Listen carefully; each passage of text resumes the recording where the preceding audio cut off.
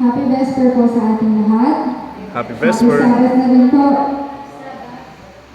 Ngayon po ay tatalakayin po natin ang isa sa mga leksyon na minsan po ay nakakalimutan natin.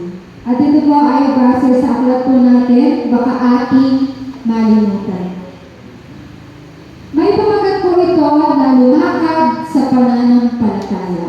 Kayo po ba, naranasan niyo na po na lumakad sa pananampalataya? Yung ano po, literally speaking po na kasi lumakad po tayo para magbahagi ng pananampalataya. Marami po sa mga kilala po natin, mga pastors po, kapag nagsisimula pa lang po sila, lumalakad po sila sa mga bahay-bahay, nagbabahagi ng mga salita, even minsan po ay wala po silang sariling resources. Tulad po ng pera nila, budget, minsan wala po sila nun.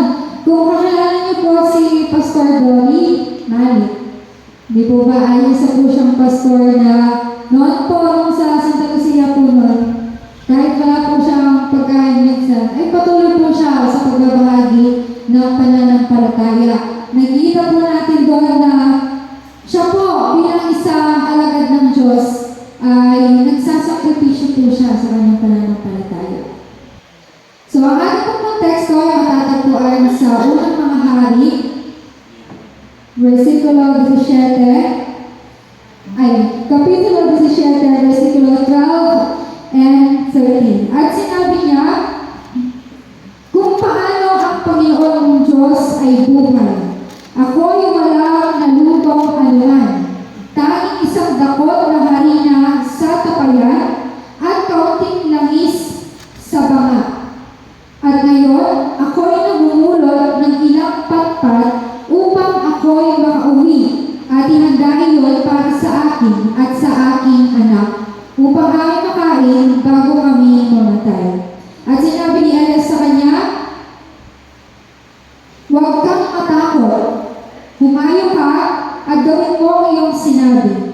Ngunit igawa mo muna ako ng munting tinapay. Pagkatapos ay dalhin mo rito sa akin at saka ka gumawa para sa iyo at sa iyong anak.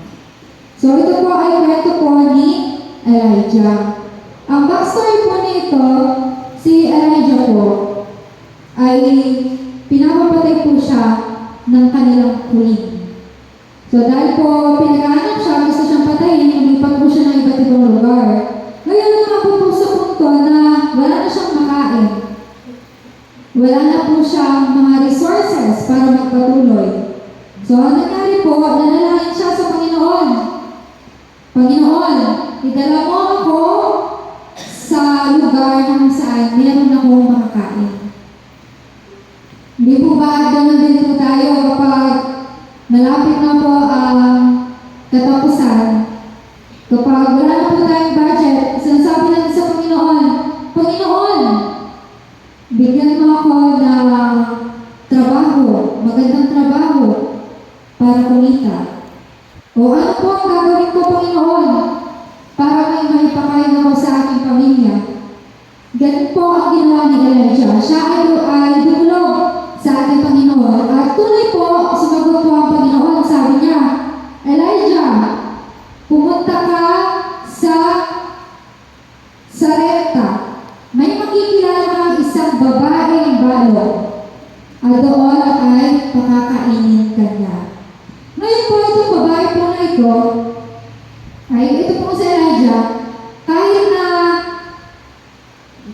yung ano po sa Sarepta, taggutom po sila doon. Wala po silang kumakain.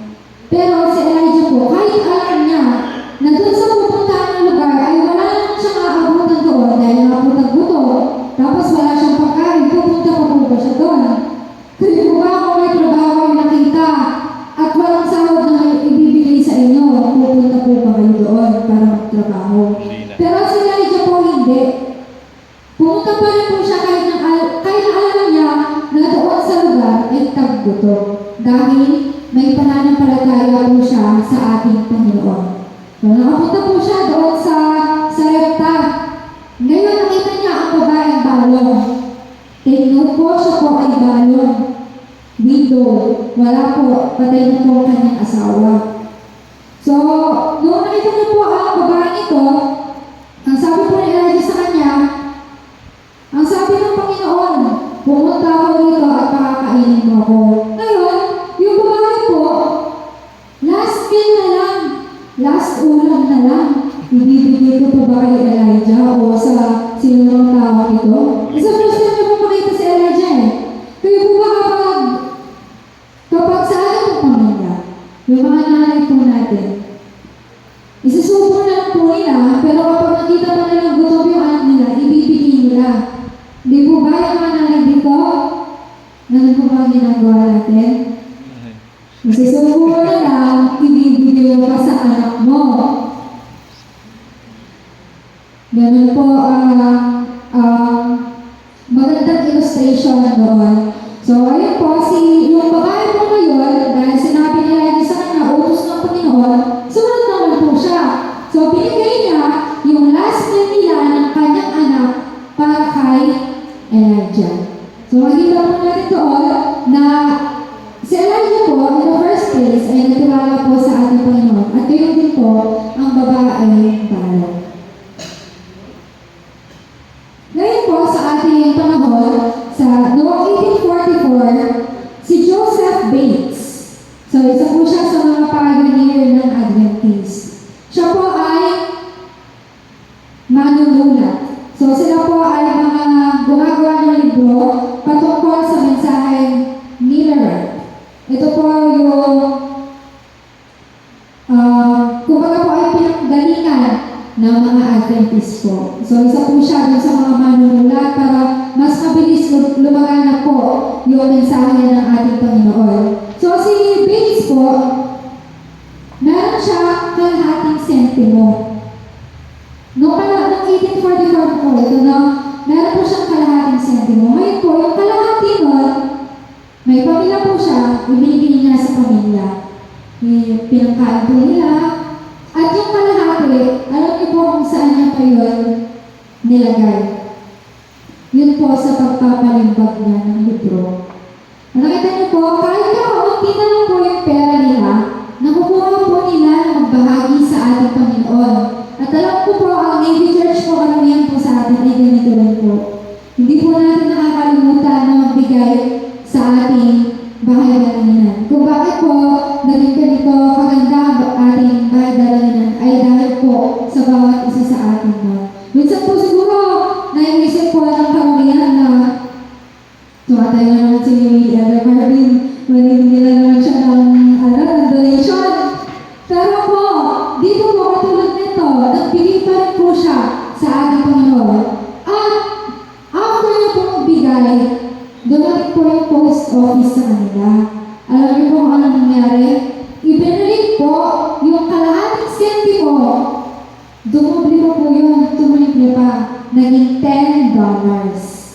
So, from sentimo, naging dollars. Ganun po gumawa ang Panginoon sa ating buhay. Akala po natin ay maliit lang ang bibigyan natin o walang magagawa ito sa gawain ng ating Panginoon. Pero ang totoo po, meron po yung malaki. At malaki din po ang ibabalik ng Panginoon sa ating buhay. Higit pa po sa inaakala natin. Iyan ay nananatiling mahalagang tanong sa ating Panginoon. Magbibigay ba ako kahit na konti na lang ang pera ko o hindi na? Sa susunod na lang. Patuloy na pinagpapala ng Diyos ang mga humahakbang ng may pananampalataya. So kahit ano naman pong desisyon, ano naman pong aksyon ang gagawin natin sa ating buhay, gawin po natin ito ng may pagtitiwala at pananampalataya sa ating Panginoon. Wala man po tayo ngayon. Sahod na po natin ay sapat lang. Pero kapag inuna po natin ang ating Panginoon, kapag nagbigay po tayo ng ating tithes, ibabalik po yan ng Panginoon sa atin. At kung minsan ay ginagamit pa rin niya ang iba bilang kanyang mga ahente sa pagbabalik ng ating mga mabubuting gawa. Tayo po mismo, ginagamit po tayo ng ating Panginoon at